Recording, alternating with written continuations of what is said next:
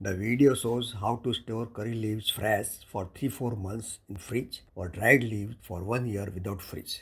The curry leaves preserved as shown here stay fresh with its aroma and taste, so you can use them in your daily cooking.